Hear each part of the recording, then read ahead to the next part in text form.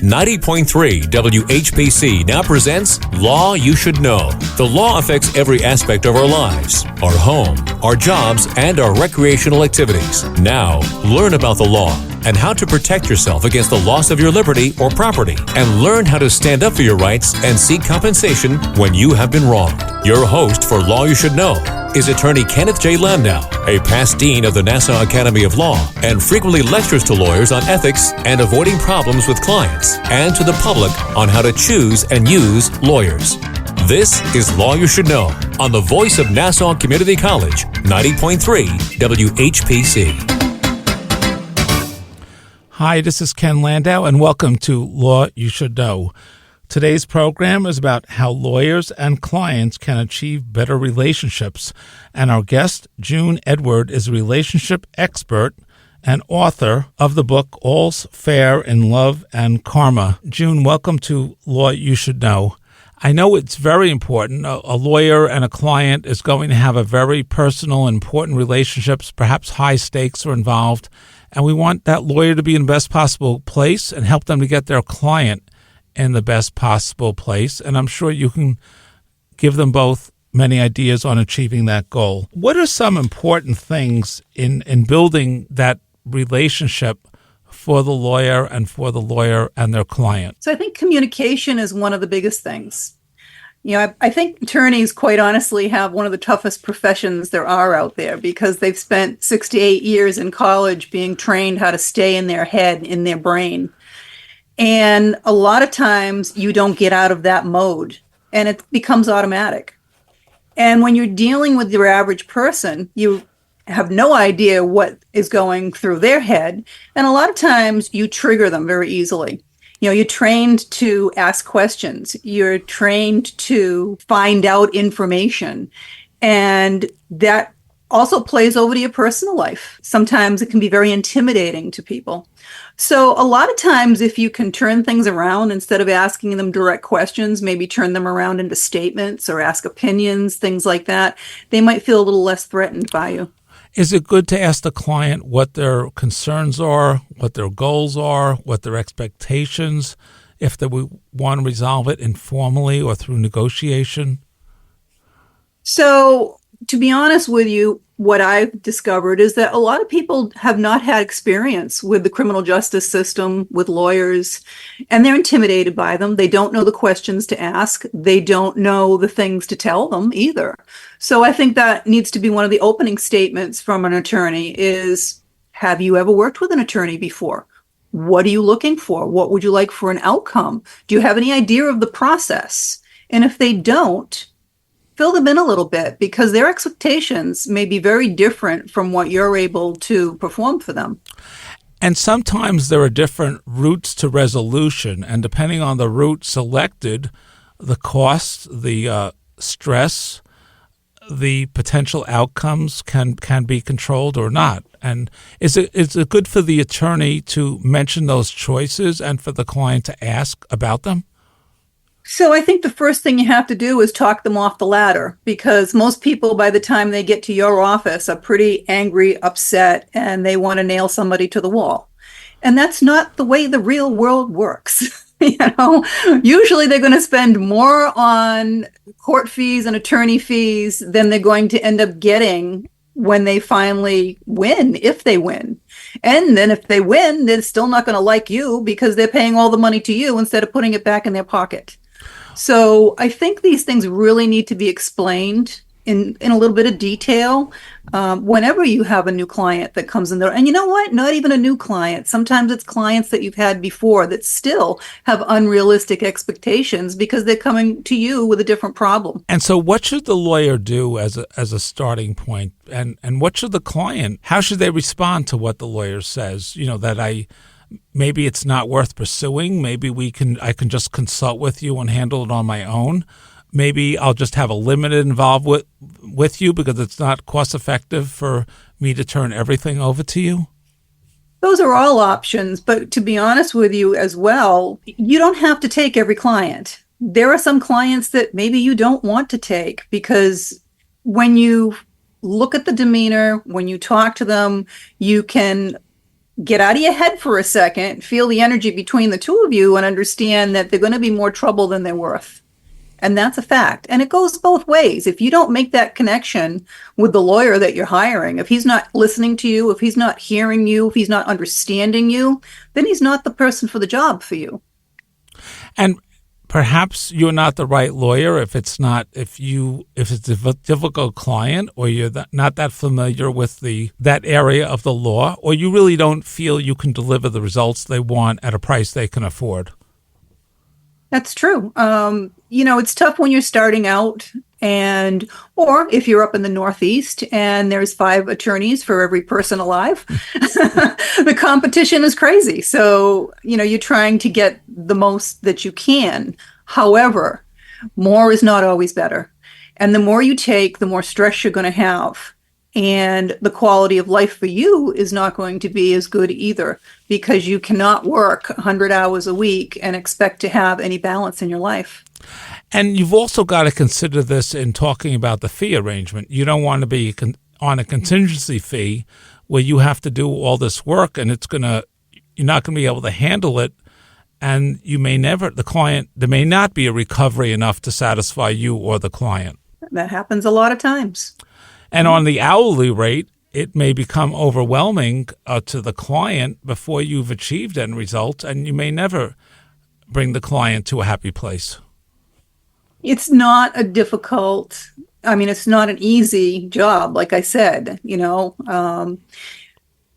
Everybody gets into the law for a different reason. Some people get into it because they just love the law. They think that, everything should have a balanced outcome, or, it's generational. Families of us have been attorneys or maybe judges, and everybody's not always cut out for it either. So you really have to, determine whether or not this is an area that you want to be in.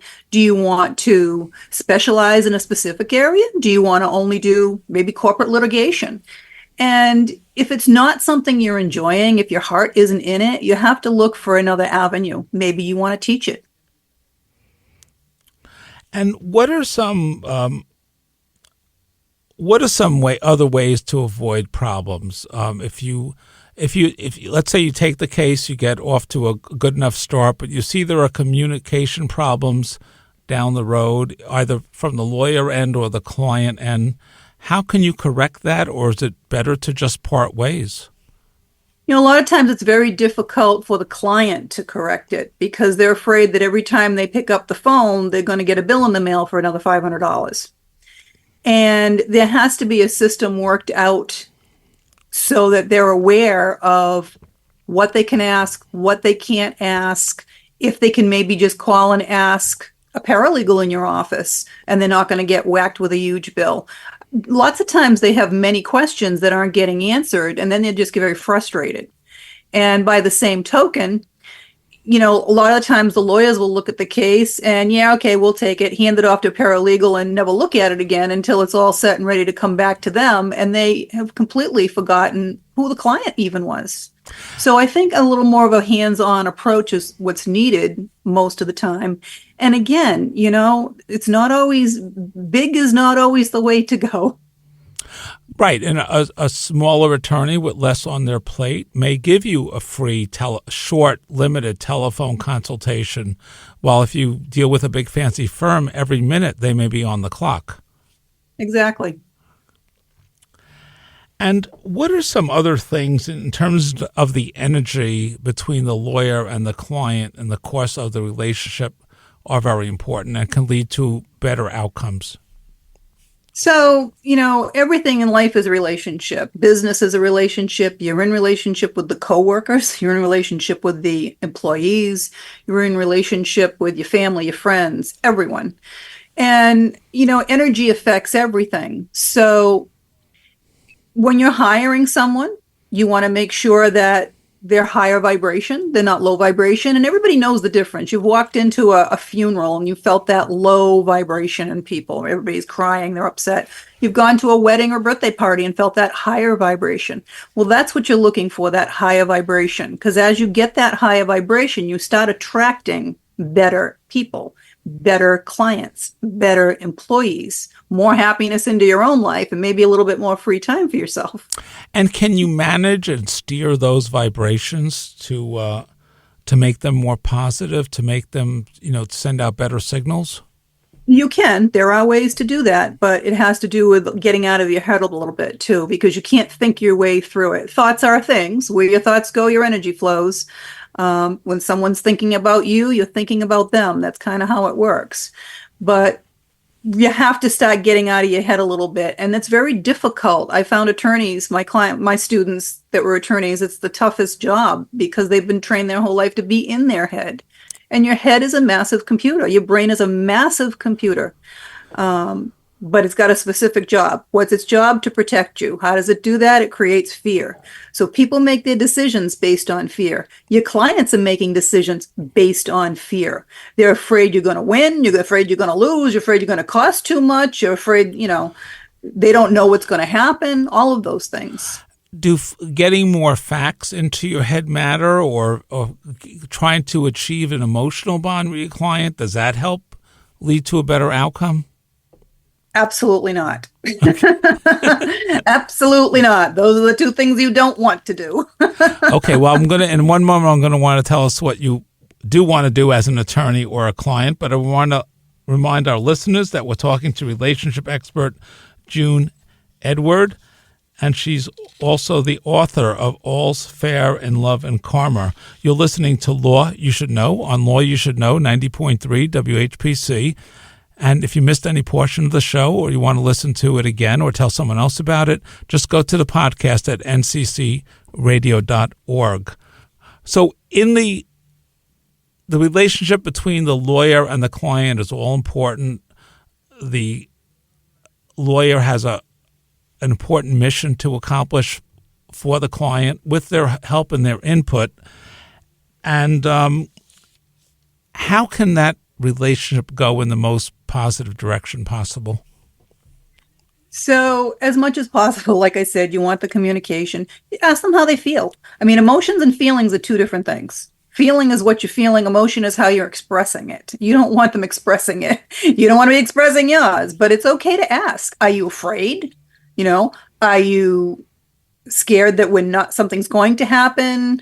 Are you confident that this is going to go all the way to the end? And, you're going to take these are things the client should ask the lawyer, or vice versa? These are the things the lawyer should be asking the client, so he can get an idea of where they're coming from, quite honestly, and what their knowledge of it is. Because, again, a lot of people are walking in their green. They have no idea what to expect. And sometimes there are cheaper paths to resolution, trying to have a negotiation or conference, or just watchful waiting, or alternative dispute resolution, or having some kind of informal conference. And otherwise they can, go all hands on deck litigation, which can be expensive, very long, and perhaps with uncertain results and consequences. You always want to let the client know what the options are. And if the attorney has the option of choosing the mediator, then again, you want to look for somebody that's got that higher vibration. You don't want to look for that person that's moping around and, poor me and living in the drama world, because they're not going to help achieve the best results for your case. And we're talking about as the attorney. Correct. Okay. Yeah.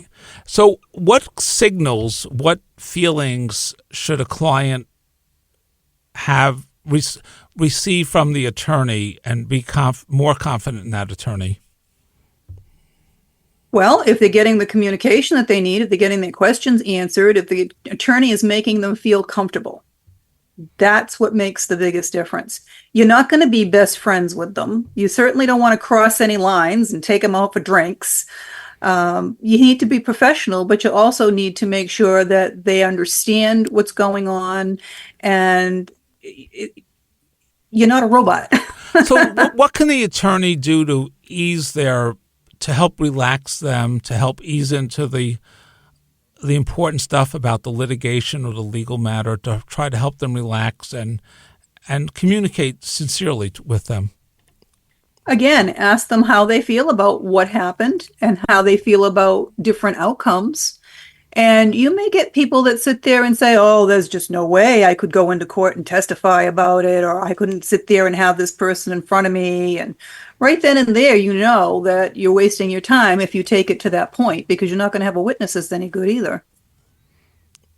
And also, maybe you're looking for relief from the legal system that the legal system cannot provide, that you're sad about some event that occurred, and the legal system might just be able to give you some compensation and maybe not enough for you to leave you satisfied. Many people are very unrealistic on both sides of the coin. Both sides of the coin. Many attorneys think they've got a case that, oh, they've got lots of money, so let's drag this out for a long time, and we'll keep billing. Well, that's not going to help your reputation, and it's not going to help the client either. So you really have to, everything in life has to be an equal exchange of energy. Okay. So value for what you're putting out, not overcharging, not undercharging.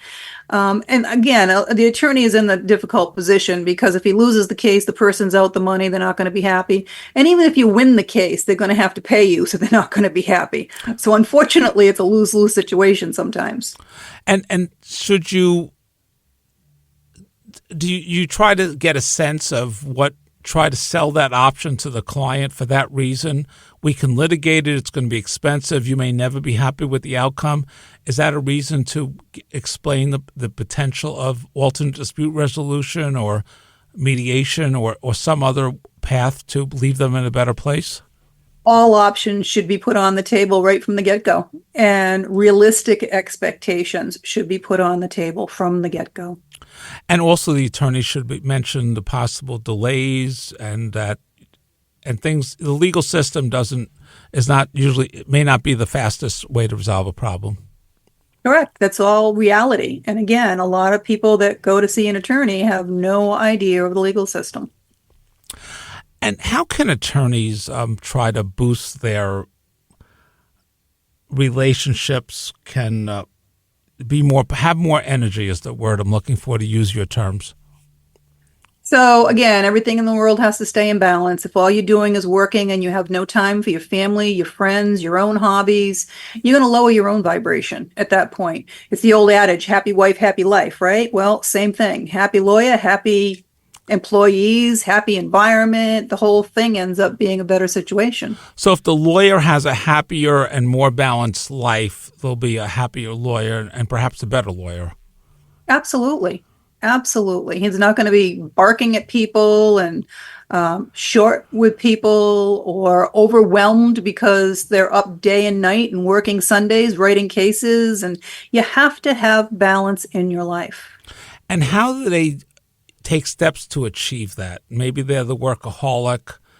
Maybe they're, low energy, as you say. How can they take little steps to find that? So it's actually a real process, which I don't want to get into too much on the show, but if they want to grab my book, they're welcome to read that, and it'll give them more information about relationships and how to raise their own vibration a little bit more. But it's different for everyone. It may be that you need to delegate work. It may need to that you have to, if you're a workaholic, a lot of people have addiction issues. Workaholics are just another addiction, and it bounces around. So you have to find balance in your life. You can't put all into one thing. It just doesn't work that way. And there are times that you have no choice. I get it. You got a big trial coming up. You got to prepare for. You have no choice. You're burning the midnight oil here and getting it done. But that can't be the norm. The norm has to be a more balanced life, so you're enjoying it. No one's promising you tomorrow. You could drop dead tomorrow and not be here. And guess what? You didn't have the opportunity to do anything that was on your bucket list, if you even made your bucket list yet. So you don't want to postpone that too long. So I just want to mention we're going to talk about your book, All's Fair in Love and Karma, and the 5 Steps to Relationship Mastery in a moment. But I want to remind our listeners, we're talking with June Edward. She's a relationship expert, and she's the author of All's Fair in Love and Karma. You're listening to Law You Should Know on 90.3 WHPC, the voice of Nassau Community College. If you missed any portion of the broadcast or you want to tell someone else about it, just go to ncc.org radio.org. So in terms of better relationships for lawyers and their clients, what are some of the steps to relationship mastery that you describe in your book? So there's 5 lessons we all have to learn and we have to master in this lifetime. And the first one is self-worth.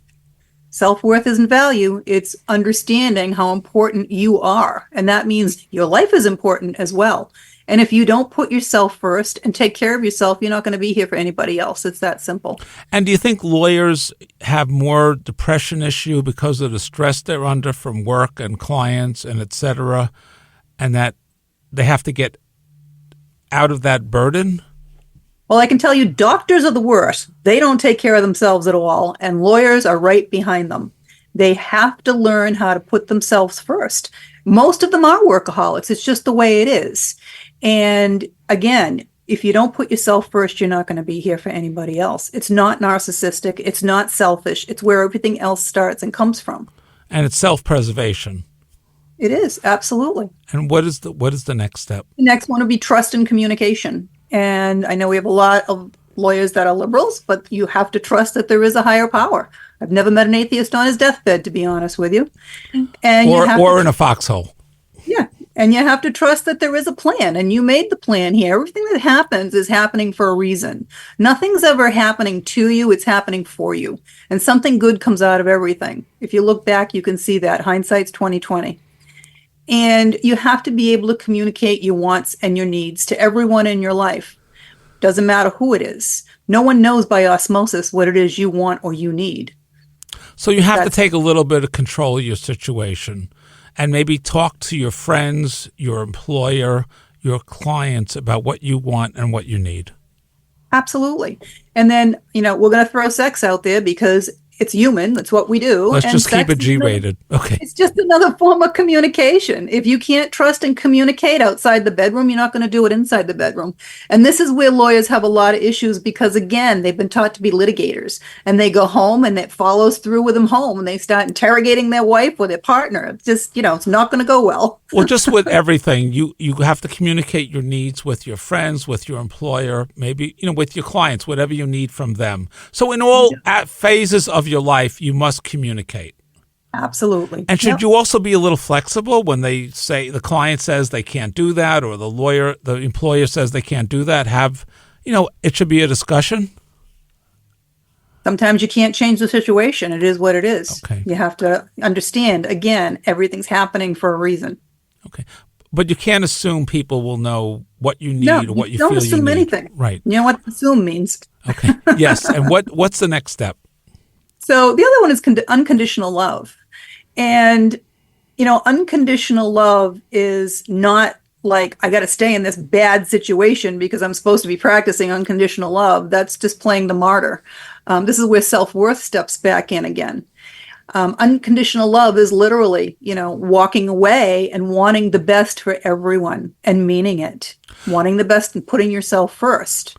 So if you're in a relationship, if you're in a work situation, if you're in a client situation, and it's taking you down and it's taking a toll on you, if you cannot change it for the better, you have to walk away from it. Unconditional love starts with you. Look in the mirror. You have to unconditionally love yourself first before it can go anywhere else.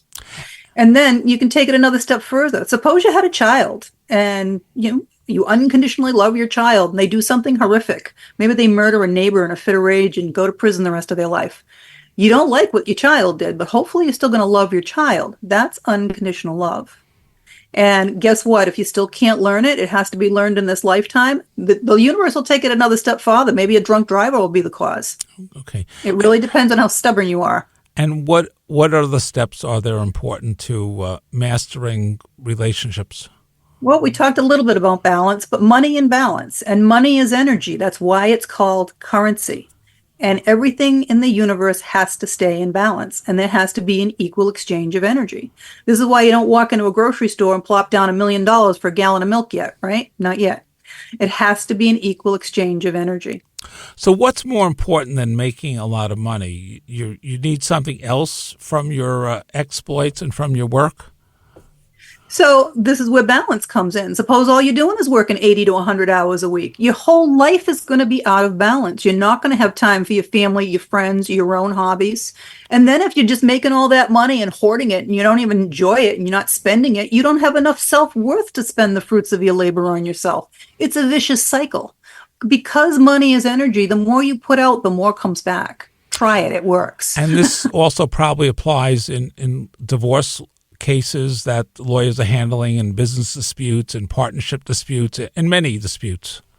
It's in anything in life. It's how it works. It has to stay in balance. Okay. And so one aspect of a lawyer counseling clients is to see if their clients can achieve a more balanced relationship, and if not, to separate from it. True. Very true. Yeah.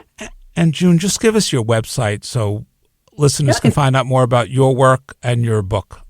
Sure, it's juneedward.com. Very simple. Just my name. Okay. And what are your final thoughts about better relationships for lawyers? You know, it's very difficult sometimes to get out of the box and get out of your head. But if you can do that and realize, you know, our knowledge is based on what we've been learned or what we've experienced. And there's a lot of things out there that you haven't experienced yet, so you just don't know. And you don't know what you don't know. So open your mind a little bit more. You might be amazed at what you find. And if you meet a more experienced lawyer, let's say in your office at the Bar Association, in court, is it good to have a discussion with them about, knowledge is a wonderful thing, and you can learn something from everyone, can't you? How they've dealt with some of these challenges, how they've taken on more leisure, how they've tried to enjoy life more? I think you'll find that most attorneys, as they get older, at some point, you know, everybody gets that little midlife crisis, they like to call it. They realize that their life has suddenly passed them by, and they didn't even see it coming because they just worked their life away. And I do want to mention that many bar associations have support programs for lawyers, can provide peer groups and counseling and help lawyers appreciate and think about some of the issues that may be holding them back or causing them any problems. And many of them are free through their local bar associations. And if someone sees a person who's suffering, what can they say to them so they look at themselves and try to rebalance their situation? You know, my favorite one was always, there for the grace of God go I, because it could always be you. There's always going to be somebody that has it better off. There's always going to be somebody that has it worse off. Everybody has their own life plan. Okay, and you could start a conversation with them about it and discuss those things. Okay. I'd like to remind our listeners you're listening to Law You Should Know, and if you've missed any portion of the program, it's at nccradio.org. And please join us this same time next week for another program on Law You Should Know on 90.3 WHPC, the voice of Nassau Community College in Garden City, New York.